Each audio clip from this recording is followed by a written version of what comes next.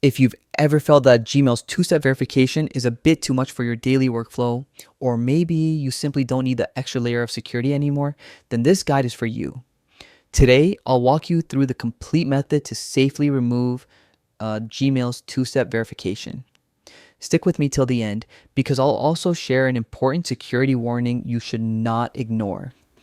Before anything else, make sure you're signed into your Gmail account. If you're not already logged in, open your browser, head to Gmail, and sign in. Once you're in, look at the top right corner and click on your profile icon, the little circle with your picture or initial. From the menu that opens, choose Manage your Google account.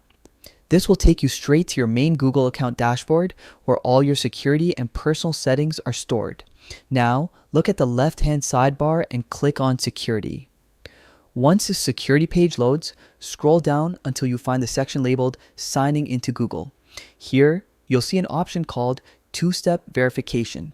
Go ahead and click on it. You'll now be taken to the two-step verification settings page.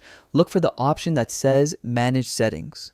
Once you're inside, find and select Turn off two-step verification. At this point, Google may ask you to enter your password again or verify your identity one more time.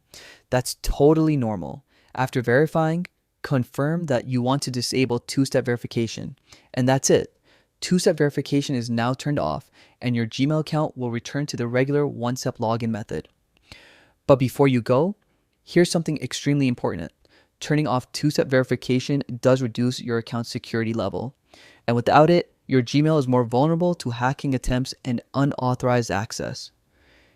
If you decide to keep it off, at least make sure you're using a strong, unique password and regularly check your account activity for anything suspicious. And that wraps up today's guide. If you found this helpful, don't forget to like the video, subscribe for more quick tech tutorials, and drop a comment if you want a guide on securing your Google account the right way. Thanks for watching, and I'll see you in the next one.